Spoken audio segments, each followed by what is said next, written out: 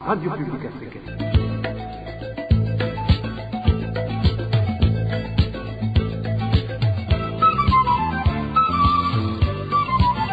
Radio Publique Africaine.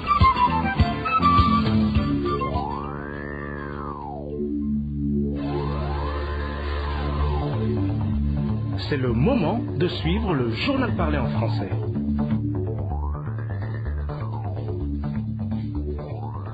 Nous sommes mercredi 21 avril 2021. Mesdames et messieurs, bonjour et bienvenue dans ce journal. À la présentation, vous êtes avec Bob Rugurika, les titres de ce journal.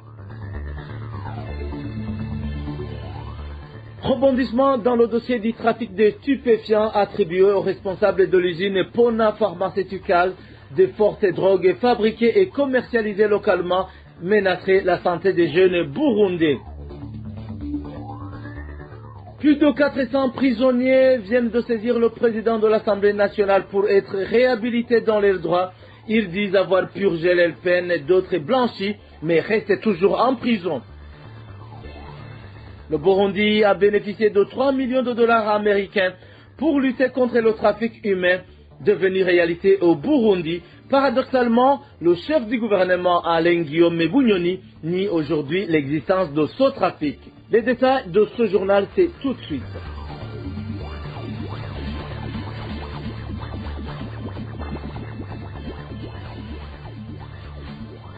Débutons ce journal par la page sécurité. Un cadavre d'un homme a été découvert hier soir au chef-lieu de la province Cibitoke. Le cadavre était en état de décomposition. Selon des sources sur place, le secrétaire général du CNDD-FDD dans cette province a pris le cadavre disant qu'il le transportait à la morgue de l'hôpital Cibitoke, mais la population est allée chercher le corps à cet hôpital pour apprendre qu'il n'y a pas été déposé. Le point avec Hervis Nyomongere. Ce corps en décomposition découvert au chef-lieu de la province de Cibitoke a été vu par les passants hier soir vers 18h30 sur la colline Parambo et de la commune Rugombo. Des passants qui ont senti une mauvaise odeur près du bistrot appelé Hosagara. Les habitants de Cibitoke pensent que le défait aurait un âge compris entre 30 et 35 ans. Albert Kambabaye, responsable provincial du CNDD-FDD, s'est chargé de transporter le cadavre dans son véhicule. Selon nos sources sur place, son responsable du parti au pouvoir disait conduire le corps à la morgue de l'hôpital de Cibitoke. Les habitants de Cibitoke s'inquiètent car finalement, ils sont allés chercher le corps le matin de ce mercredi à cet établissement sanitaire, mais ne l'ont pas trouvé. Nous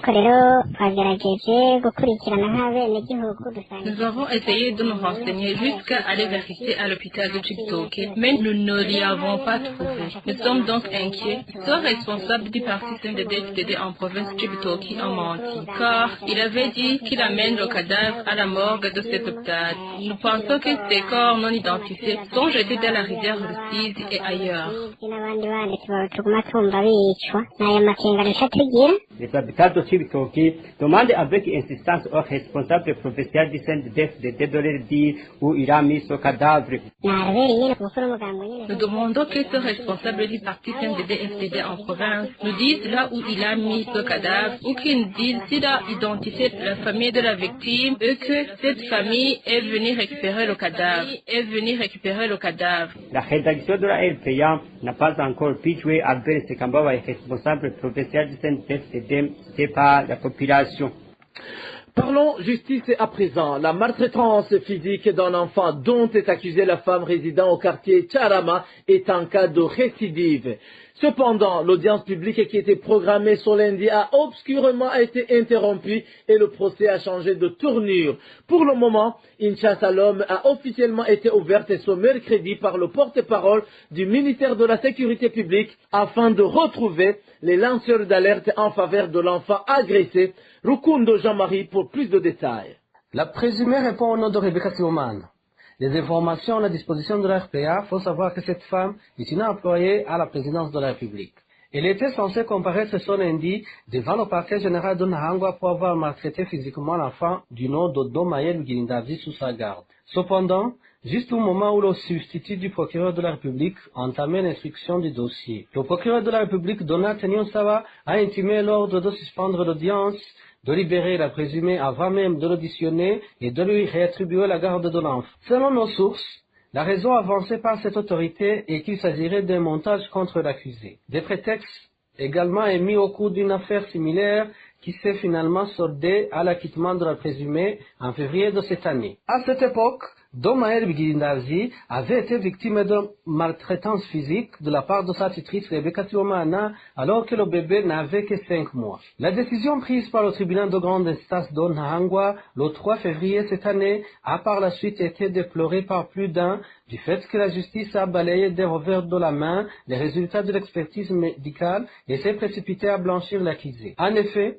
le rapport d'expertise médicale dressé par Médecins sans frontières le 29 mai 2019 montrait clairement qu'après l'agression, le sang du nourrisson s'était coagulé au niveau du genou droit. Une lésion appelée en langage médical échymose et qui est généralement due à un choc et ainsi provoqué une dilatation pathologique de la jambe de ce bébé de 5 mois. L'examen radiologique illustrait également que son membre inférieur droit de Domael Biguindazi avait subi une fracture au niveau de l'extrémité du tibia appelée épiphyse, entraînant ainsi une raideur articulaire. Pour le moment, il s'avère encore que la présumée Rebecca Silomana n'a pas arrêté de persécuter l'enfant Domael, et étant donné que son entourage a alerté les forces de l'ordre pour une récidive. De surcroît, une chasse à l'homme à l'égard des personnes qui ont crié au secours en faveur de l'enfant a été ouvertement lancée ce mercredi par le porte-parole du ministère de la Sécurité. Dans nos éditions ultérieures, nous vous ferons part des zones d'ombre et des contradictions qui ont émaillé ce dossier,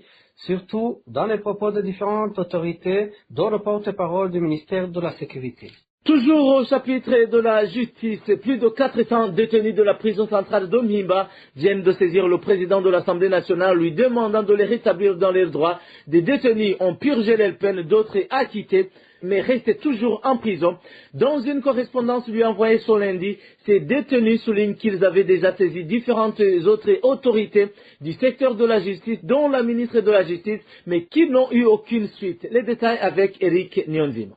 Ces prisonniers qui ont saisi le président de l'Assemblée nationale sont dans deux catégories. La première est composée de prisonniers ayant purgé leur peine et la seconde est faite de prisonniers qui ont été acquittés. Dans cette lettre qu'ils ont adressée au président de la Chambre basse du Parlement le 19 avril 2021, ces prisonniers rappellent qu'en principe, si un détenu finit de purger sa peine, le tribunal lui donne un billet d'élargissement pour sortir de prison, tandis que celui qui est acquitté reçoit du procureur un billet de sortie de prison, ce qui n'a pas été le cas pour eux. Et ces prisonniers poursuivent en disant, je cite, « Nous qui écrivons cette lettre représentons plus de 400 détenus locataires de la prison de Mhimba, sans oublier nos amis détenus dans différentes prisons éparpillées dans tout le pays, alors qu'ils ont purgé leurs peines et d'autres ayant été acquittés. » Fin de citation. Dans cette même lettre, ces prisonniers font savoir au président de l'Assemblée nationale qu'ils ont saisi le ministre de la Justice et la commission permanente chargée des dossiers de prisonniers, mais en vain, et d'ajouter que la récente grâce présidentielle ne les concernait pas, car quand le décret est sorti, ils étaient supposés déjà être sortis de prison. Ces prisonniers terminent la lettre en demandant énergiquement au président de l'Assemblée nationale de les rétablir dans leurs droits pour qu'ils rejoignent leurs familles et puissent aider dans le développement de la nation. Parmi ces 400 prisonniers détenus, il y en a qui devraient avoir été libérés il y a 4 ans.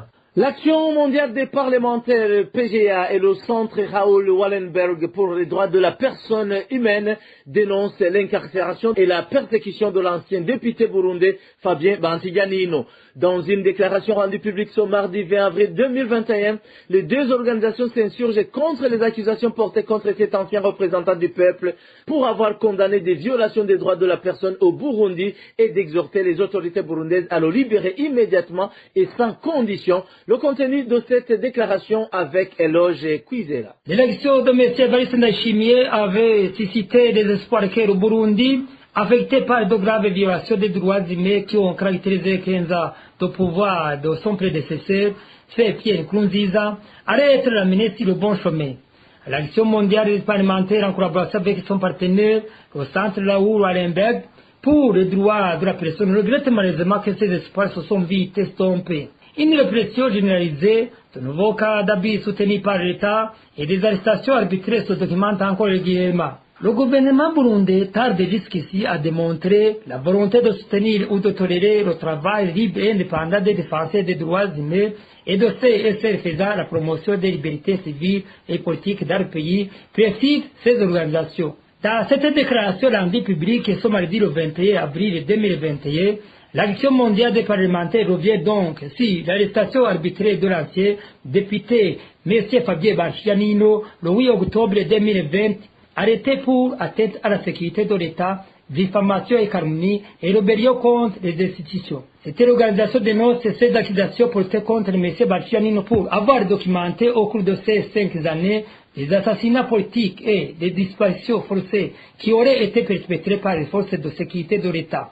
En outre, l'organisation, cet ancien représentant du peuple burundais, s'est beaucoup opposé au retrait du Burundi du statut de Rome et de la Cour pénale internationale. Une position qui lui a voulu des menaces de mort et une exécution sans relâche. La rébellion et la menace à la sécurité de l'État ont été utilisées selon l'Action mondiale des parlementaires afin de justifier la détention illégale de plusieurs autres défenseurs des droits humains, dont notamment Gervais Rukuki, servant actuellement une peine d'emprisonnement de 32 ans. L'Action mondiale des parlementaires exhorte alors les autorités burundaises à libérer Fabien Barchianino immédiatement et sans condition. Elle recommande aussi au gouvernement burundais à permettre aux journalistes de continuer leur travail qui consiste à rapporter des faits, à dénoncer les abus et à arrêter la population si la base d'informations fiable est exacte.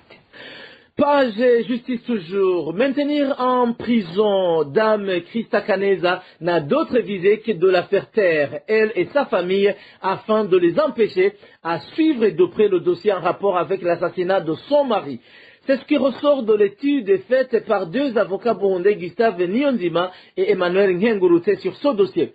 Maître et ancien sénateur Emmanuel Ngengurute indique qu'il n'y a aucune raison de garder toujours en prison Christa Kaneza, dans la mesure où la justice n'a aucune preuve tangible l'incriminant. Suivez plutôt Maître et ancien sénateur Emmanuel Ngengurute. L'étude que nous avons conduite a démontré que l'enquête criminelle a manqué de preuves pour accréditer la thèse sur laquelle Kaneza aurait assassiné son mari. Les preuves produites résultent d'un montage farfelu, car les 2 accusateurs sont des agents du SNR, et le 3e a refusé de faux témoigner. C'est pourquoi d'ailleurs il a été tabassé très sérieusement. Pourtant, nous avions constaté qu'il y avait des pistes sérieuses d'identification des suspects, notamment les cartes d'identité, le téléphone trouvé sur le lieu du crime, ainsi que le détenteur du portable du mari de Kaneza. En réalité, il s'avère que les enquêtes veulent fausser les vraies pistes, en mettant le crime sur la tête de Christa Kaneza et d'une pierre 2 coups, le faire taire et l'empêcher de témoigner, ensemble avec sa famille, mener des enquêtes pour identifier les vrais suspects. C'est ça, en fait, l'objectif de la mise en accusation de Kaneza. Maître Emmanuel Ngengurute ajoute également que le fait que Christa Kaneza n'a pas encore été relâché est un signe éloquent que la justice burundaise est téléguidée par l'exécutif. Encore une fois, Maître Emmanuel Ngengurute. L'autre découverte, sinon une confirmation de l'existant, c'est que l'autorité de la loi et de la justice est détrônée au profit de la volonté du chef exécutif. Ceci est inconcevable dans une société démocratique. Sous ce rapport, la justice burundaise a changé de sens. Elle est contrôlée à l'entrée et à la sortie par la police sous la supervision des chefs politique détenteur du pouvoir exécutif. Dans cette affaire, effectivement, M. Pierre Ngouroukié est à rentrer de la justice. Il se mêle des enquêtes judiciaires, charge publiquement Kaneza, puis la fait emprisonner. Quand la victime est mise en liberté provisoire par le tribunal compétent, c'est un autre policier qui intervient, à savoir Innocent Mousseremu, agent de renseignement, qui se pose et la fait maintenir sous les chaînes. L'observation importante à faire est qu'il existe au Burundi deux systèmes de justice. La justice constitutionnellement instituée, prestant à travers les cours et tribunaux, et deux, une justice parallèle, opérant à travers la police, surtout celle du SNR, sous le leadership des politiques au pouvoir. C'est cette justice parallèle qui est effective et réelle. Elle dicte les décisions à la justice officielle. Cette justice parallèle est en réalité chargé de réprimer toutes les personnes qui ne servent pas les intérêts du parti au pouvoir et qu'ANESA pourrait se trouver sur la liste de ces personnes à réprimer en raison de beaucoup de motifs. Une courte pause et nous entamons la rubrique gouvernance. RPA. Les responsables de l'entreprise Pona Pharmaceuticals seraient également impliqués dans la production et la commercialisation de stupéfiants consommés par bon nombre de jeunes burundais. La RPA vous parle aujourd'hui de certains de ces stupéfiants, dont le Busta et le crack. C'est un reportage signé Aimable Nishimwe. Dans nos éditions antérieures, nous parlions de la fabrication et la commercialisation des stupéfiants au Burundi depuis 3 ans.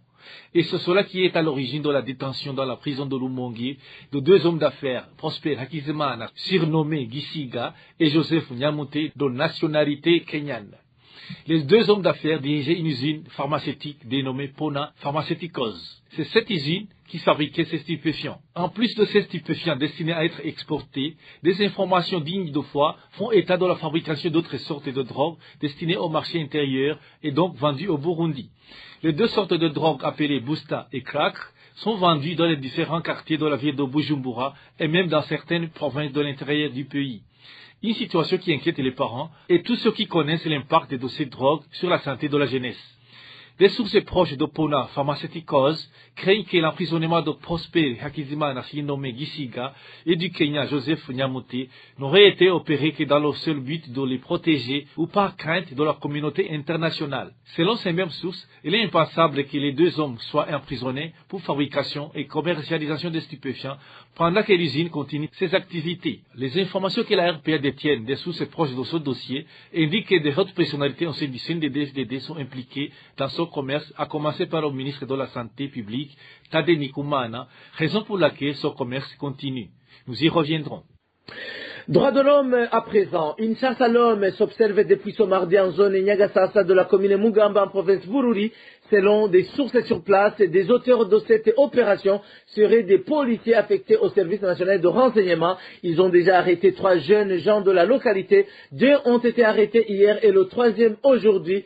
Les familles rapportent que les victimes ont été torturées. Nous reviendrons sur cette information dans notre édition de demain. Au chapitre des droits de l'homme toujours, le Burundi a empoché une somme de 3 millions de dollars américains pour faire face au trafic humain devenu réalité au Burundi. Un crime commis à un taux élevé selon les rapports de différents pays de la communauté internationale. L'époque où le Burundi recevait cet argent, le Premier ministre Alain Guillaume Bunyoni, qui vient de nier l'existence du trafic humain au Burundi, occupait le poste du ministre de la Sécurité. Le point avec Danny-Claire Ilatkoumba. En 2019, la première dizaine du mois de décembre, le gouvernement burundais signe avec l'Organisation internationale pour les migrations, OIM, un partenariat pour lutter contre la traite d'êtres humains. Au cours des cérémonies de signature de ce partenariat, le gouvernement du Burundi avait été représenté par Gaston Sindimgo, premier vice-président de la République d'alors. Ce projet de lutte contre la traite au Burundi 2019-2022 a pour objectif de renforcer des efforts déployés par le gouvernement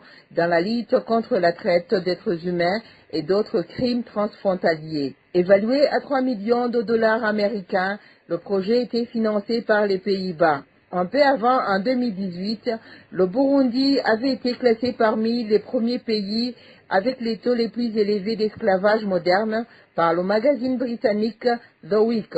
Un article relatif a été publié en date du 30 juillet 2018. 10 ans avant, c'est-à-dire en 2016, le Burundi s'était fait lister comme pays de catégorie 3 dans le rapport 2016 du département d'État américain sur la traite des personnes, ce qui signifiait, selon une source proche du dossier, que le Burundi se trouvait parmi les avant-derniers du classement.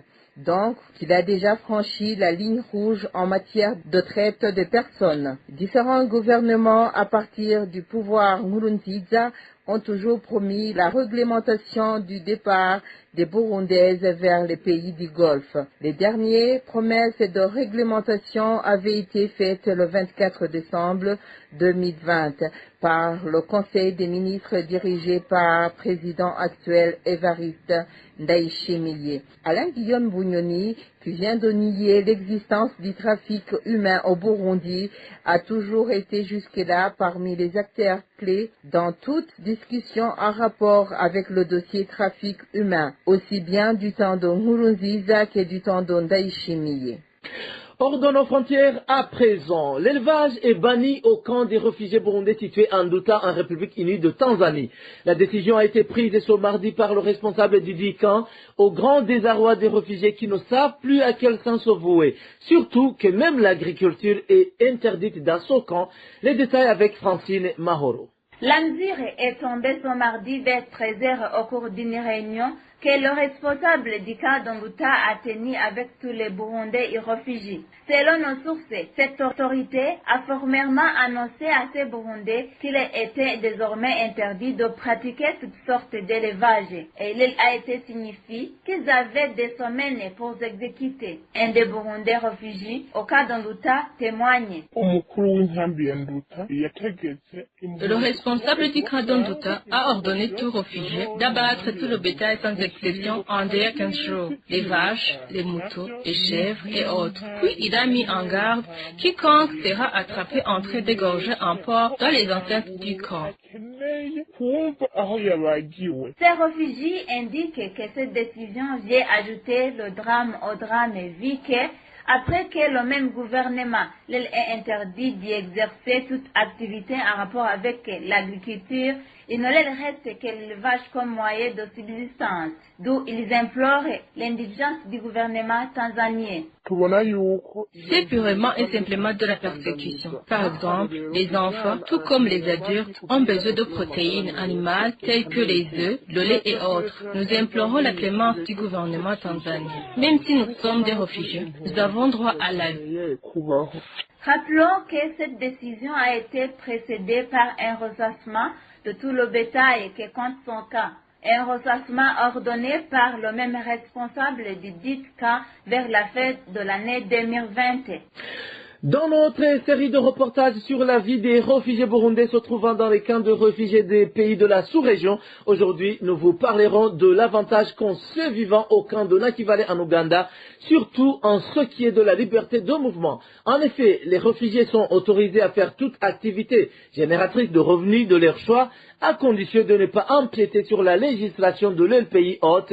Suivez le témoignage d'un des Burundais réfugiés au camp de Nakivale. aha iwacu mu nkambi Nakivale ni inkambi novuga yuko ifise ukuntu itunganijwe kandi le camp de réfugiés de Nakivale est un cas très bien organisé. Au fait, le gouvernement tanzanien nous a donné les cartes d'identité, ce qui nous permet de circuler librement dans tout le pays. Cette carte nous a ouvert toutes les portes, car on peut aller postuler comme tout Ougandais, pourvu qu'on en ait les compétences et la qualification requises. De plus, on peut même exercer toute activité génératrice de revenus, que ce soit l'agriculture, le commerce, le transport et j'en passe.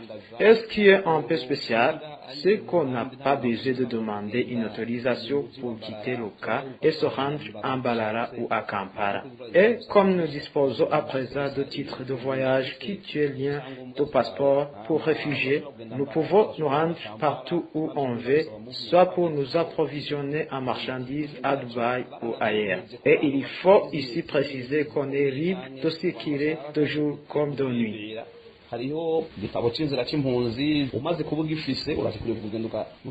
Bref, le gouvernement ougandais fait tout pour nous faciliter la vie. La seule condition est celle de se conformer aux lois et réglementations du pays, car une fois qu'on commet un délit, on est jugé sans tenir compte qu'on est réfugié.